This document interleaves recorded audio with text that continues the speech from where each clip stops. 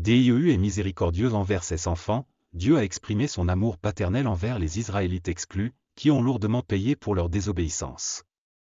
Le Créateur allégerait le fardeau des Israélites et les ramènerait de leur captivité à leur patrie. Dieu a dit à Ézéchiel à propos des Israélites, c'est pourquoi dit, ainsi parle le Seigneur Dieu, bien que je les ai rejetés au loin parmi les païens et que je les ai dispersés dans les pays, je serai pour eux un petit sanctuaire dans les pays où ils sont allés. Dites donc, ainsi parle le Seigneur Dieu, je vous rassemblerai des peuples, je vous rassemblerai des pays où vous avez été dispersés, et je vous donnerai la terre d'Israël, et ils y iront, et ils enlèveront de là toutes ces choses détestables et toutes ces abominations. Alors je leur donnerai un seul cœur, je mettrai en eux un esprit nouveau, j'ôterai de leur chair le cœur de pierre, et je leur donnerai un cœur de chair. Ézéchiel 11, 16-19. Leçon, Dieu est gracieux et miséricordieux. Il ne rejettera pas les pécheurs à jamais, mais il les rétablira dans son véritable amour. Malgré l'ampleur du mal que les humains ont commis, Jéhovah a choisi de créer un chemin rédempteur pour nous. Dieu comprend que nous sommes des humains faits de poussière et que nous sommes loin de la perfection, par conséquent, il travaillera avec nous jusqu'à ce que nous soyons pleinement rachetés. Jéhovah pardonnera nos péchés et nous rétablira dans son amour parfait.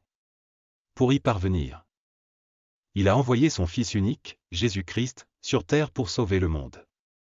Le Christ mourra pour les péchés de l'humanité et nous réconciliera avec notre Créateur. En effet, le Christ a atteint ce but, l'humanité doit donc exprimer sa foi en lui pour être sauvée. Quiconque cherche à se racheter de ses péchés doit confesser Jésus-Christ comme le Fils unique et divin de Dieu, et l'accepter comme son Seigneur et Sauveur personnel. La prière, cher Dieu, je comprends que je suis un pécheur puant qui ne mérite rien de bon de votre part. Cependant, je viens humblement devant toi aujourd'hui pour te demander pardon. S'il te plaît, pardonne mes péchés et purifie-moi de mon injustice. Accordez-moi la rédemption et la restauration par ma foi en ton Fils Jésus-Christ. Je déclare ma foi en Jésus-Christ, et je l'accepte comme mon Seigneur et Sauveur personnel. Je t'en prie, écris mon nom dans le livre de vie et considère que je suis digne de participer à ton royaume éternel. Car au nom de Jésus-Christ, j'ai fait mes demandes.